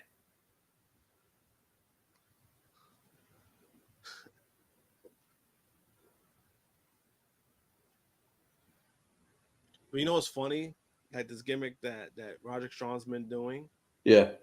It's the sad part about all of this is that even though he's been acting like a bitch for weeks, this is arguably the best thing he's done since the Undisputed Era. Because honestly, that whole shit that he did after the Diamond Mine shit, that shit really went nowhere for him. He won the cruiserweight title, yeah, that was cool, I guess, but nothing happened. Hmm. And then he was basically written off.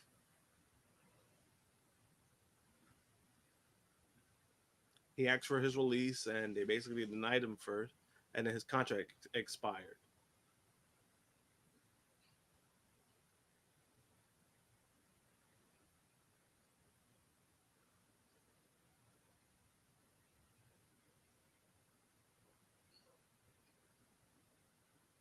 It's the most character development they've done with him in the AEW. You would think they would have done this shit in WWE with him. Yeah. They tried to with this guy too. They tried to with Kyle O'Reilly, but he came off too much like a ripoff of Orange Cassidy, and it did not go anywhere. Where you really thought he would be like the next top face of NXT, and that didn't even happen either.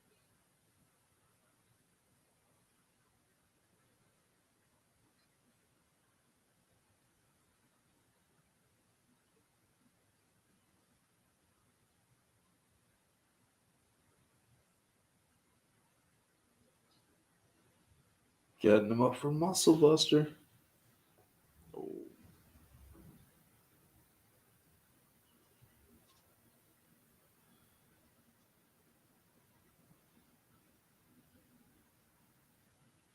You know what's crazy too? I actually like that move. That's actually one of my favorite finishers. That backdrop? No, the Muscle Buster. Oh, yeah, yeah. It's just he hasn't done it as much ever since the whole Tyson Kidd thing. Yeah, I mean, I get it.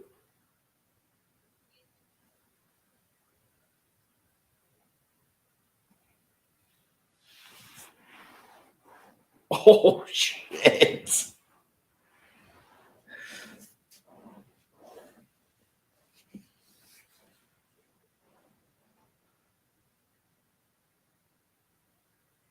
There it is. Oh, That was actually relatively quick.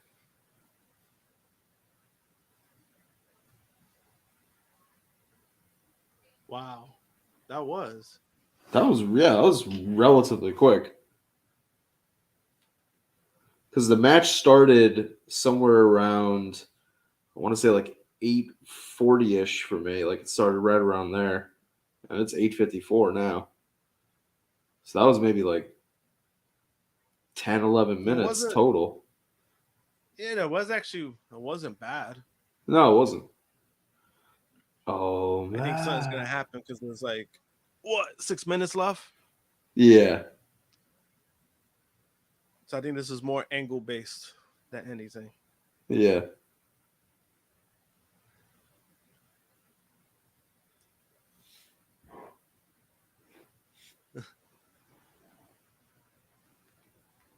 You know, it's funny when you hear Samoa Joe's voice. People were asking me too about like the whole thing in Twisted Metal. Yeah. They're Yeah. like, oh, how come Joe didn't play his voice? And I had to explain to them. I was like, I think the guy fits better. Yeah. Will Arnett.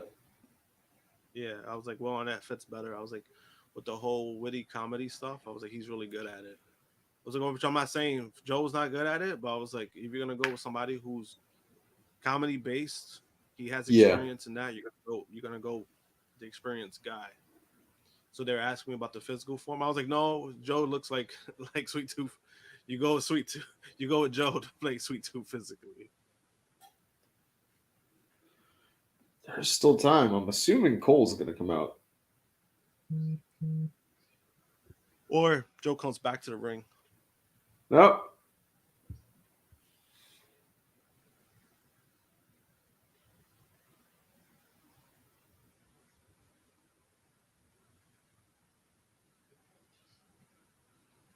But they're showing the stage for pretty long. Yeah.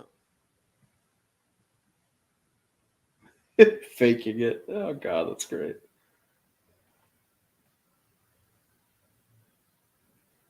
What the fuck? What the fuck? What just happened? He faked another neck injury.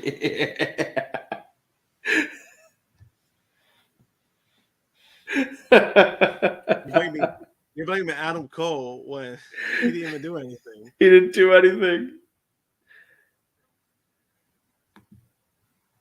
Oh my God, really? They're bringing look at the whole exaggerated shit. Look, they brought that's just funny.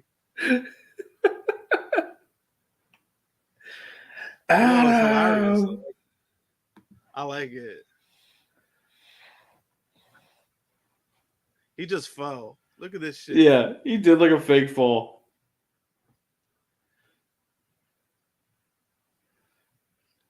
You see his shirt, bro Chachos for life. For life, yeah.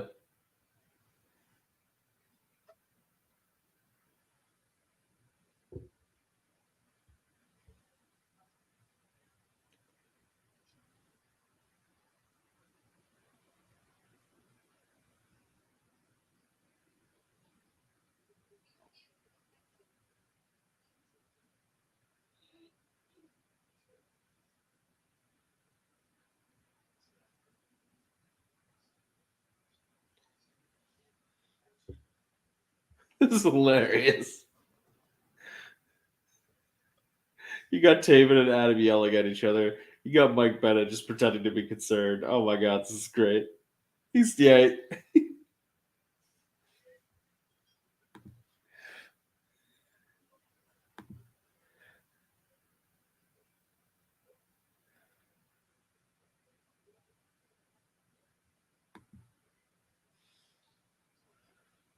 He fucking fell. The way he fell though was fucking hilarious. Yeah. He just like he got back up and then, this fucking guy. oh.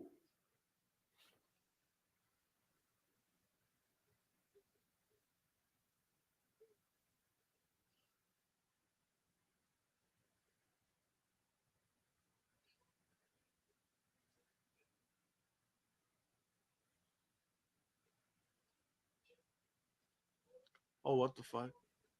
Well, I mean, I was technically right. It was just not.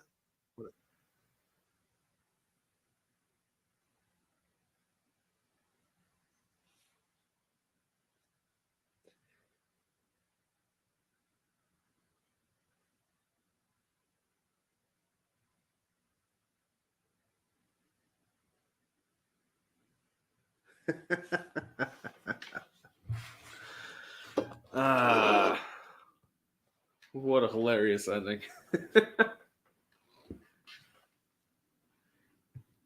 If it wasn't on Peacock, they would have been doing some great promoting or Twisted Metal, it would have been like on Max. Yeah.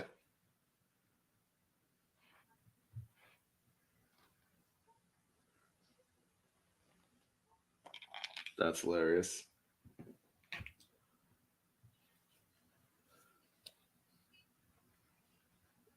Grand Slam.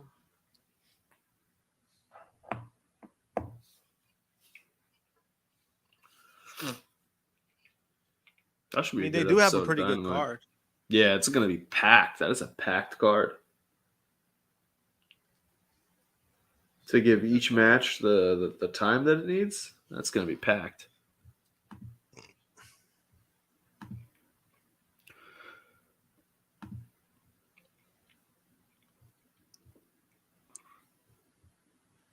It's funny because Romeo predicted that Eddie Kingston would have been the one facing MJF for the title. I think TK told him the best we could do is for the Ring of Honor World Championship. Well, guys, I think that's going to do it for myself and Josh tonight. I want to thank you all for tuning in. Just watch along AEW Dynamite 67. Hope you guys enjoyed the show. I think it was pretty good.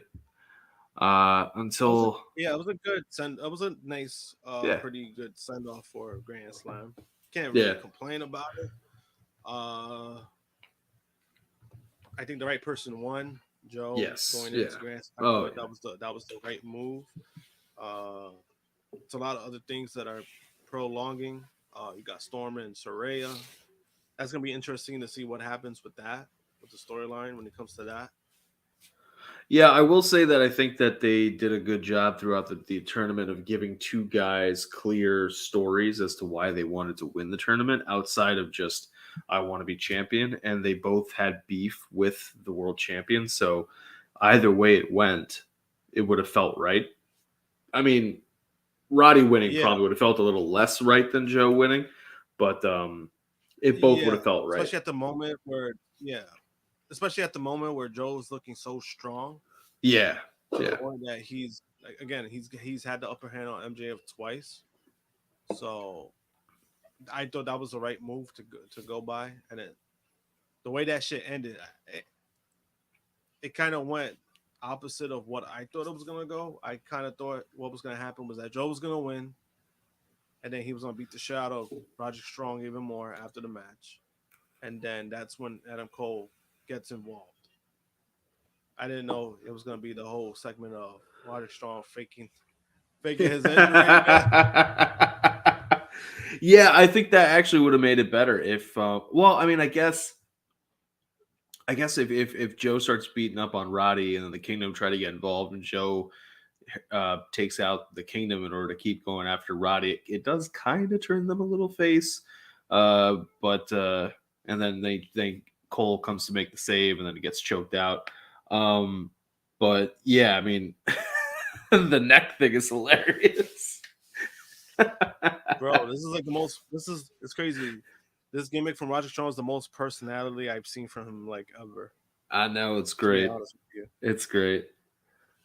But yeah, guys, I think that's going to do it for us. Catch us tomorrow. AEW Ramble, Sid and Jimmy Macram breaking down everything that happened here on Dynamite, and then Thursday Night Football.